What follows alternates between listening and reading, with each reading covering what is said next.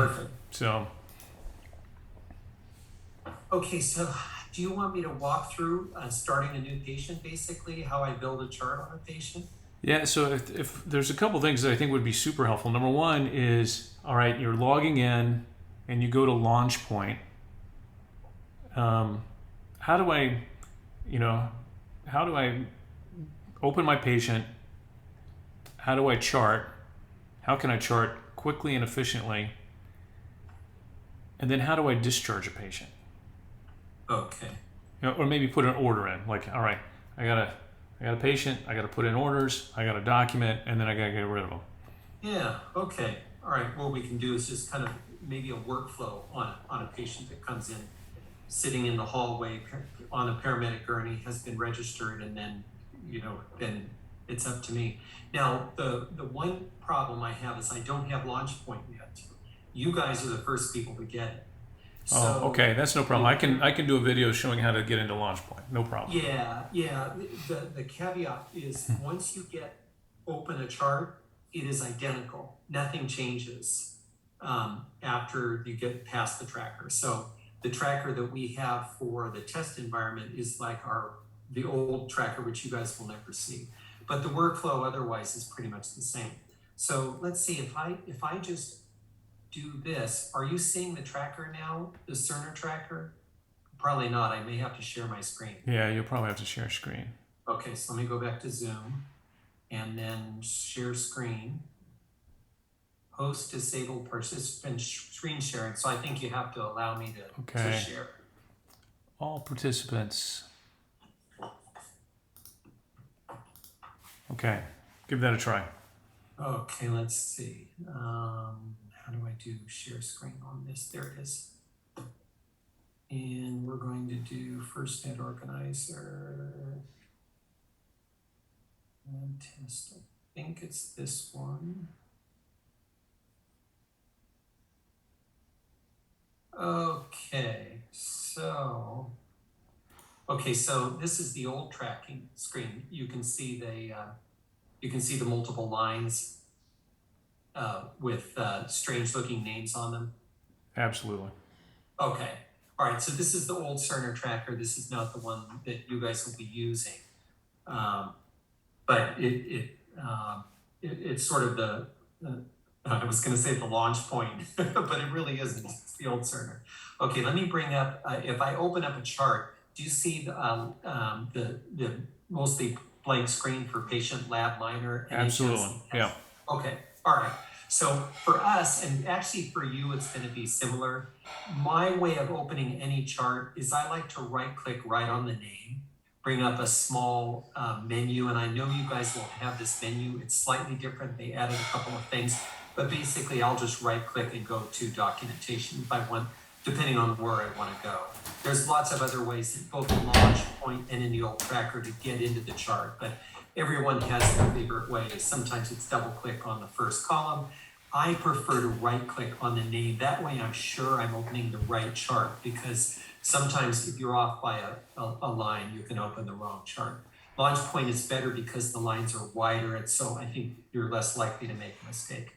Anyway, once you go into open the record, I'm sorry, I opened it. I'm going to go back to lab test, NHMC test. Once you open the record, you have your menu over on the left side, and the documentation is my default that it opens, but you can choose whichever one you want. They are common spirit is and basically with the later go lives, they prefer to use the ED view tab or part of the chart, and I'm not seeing it open. So let me just go over to orders, see if that's going to open normally. And when we did the ED view, it took up to about 60 seconds to open. Okay, that's it. It's taking a long time. I was going to show you what ED view what's on there, because your quick orders come through ED view, and also the workflow tab is one way to open a DyneDoc chart. That's the way they would like to show you, but there's a little bit better way, and that's straight through documentation.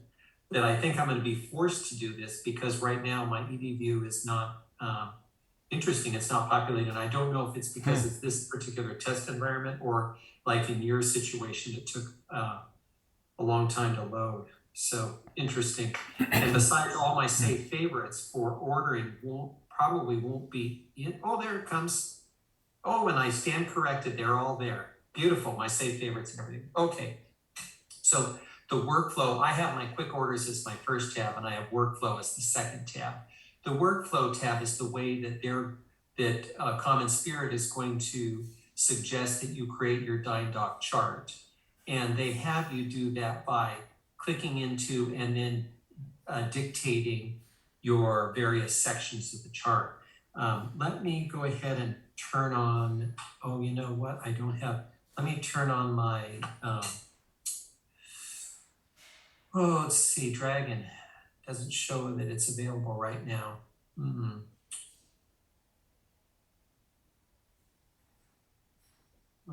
I'm gonna have to exit and then restart to get this to work. Shouldn't take long though. Let me go back to, so we're gonna start from the beginning and go to Enfuse. Let me just make sure I don't have it open yet. No, I don't. Okay. So we're gonna go, I'm an old Safari guy. I'm gonna open up Enfuse. I don't even know if are you still seeing my screen as I navigate through all this stuff? No.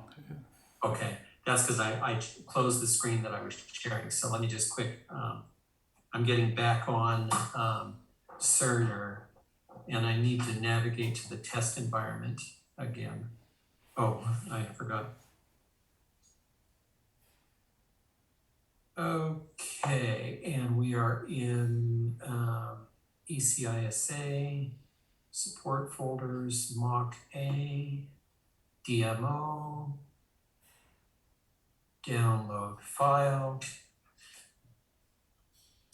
I'll typically finish my charts at home. Some people want to get all their work done at work, and that's fine, but I like to kind of get out of there and at the end of the shift, head home, relax, and then do my MDMs. But everybody has their different way of doing things. Now let me see if I can get on DMO.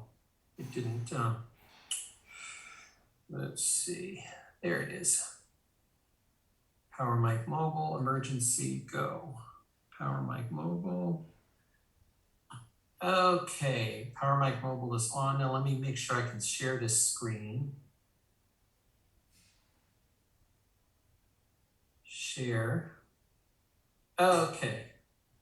I think we're back now. We're looking good.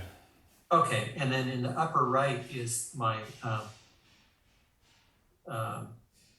Dragon Medical One screen. I'm going to throw that out, but that's, I don't know if you can see that. That may be considered a second screen, so you may not be able to see it. Yeah, no, I can see it. Okay. All right, so we're going to go into a typical patient. Let me go to NHMC provider. So Steve, before you start documenting, can yeah, just so when people watch this video, I believe you click on the little flame thing on Dragon, and that's where you get to put in your auto text. Like if you want to create an auto text within Dragon. Okay, now within Dragon, the Dragon menu with DMO, if your users are familiar with it, it's in that Dragon, exactly right, it's that flame thing in the upper right, the Dragon bar menu. So clicking on that brings up the various Dragon things that you can do in Dragon, like set up step-by-step commands, manage auto text, manage vocabulary, etc. So that's where you'll be doing that. So you can see the my little Dragon box in the upper right that has the S Jones 004 and then the flame thing. Yes, sir. Okay, all right, so you can see that. And then when I turn my mic on, you'll see that this turns green, which means it's working. And then when I shut it off, and then can you see the little add-on screen that pops up with my dictation? We can, yeah. Okay, good. All right, so you can see everything, good.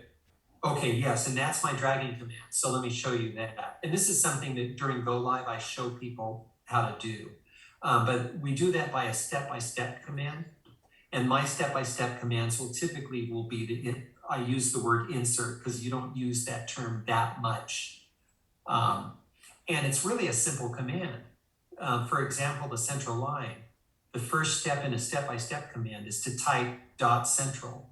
And .central is the auto text dot phrase that I've created that then contains all that information in Cerner. Then you wait typically about 350 milliseconds or something like that, because it takes a third of a second for Cerner to recognize that you've typed a dot phrase, and therefore it highlights it, and then it understands, oh, this is a dot phrase. And then the next key to the next command is to give a press hotkey command, which is the enter key. And so what it does is it goes .ROS, there's that 350 milliseconds for that to highlight, and then hits enter, and then that blows in what you're looking for. Does that make sense? Right. So I guess if you're doing the drag and auto text way, you hit the flame button, you go to auto text, you do basically the same thing and label it, insert normal EKG, for example. And then when you just on drag, you say insert normal EKG, it'll put Dragon's auto text in there. Yes, exactly right. It's a slight difference in the way it's done. I was an old auto text guy, so that's why I do that, but you're absolutely right. So you would just go from section to section and just give the command, insert this, or my physical exam, or whatever commands you want to give for yours.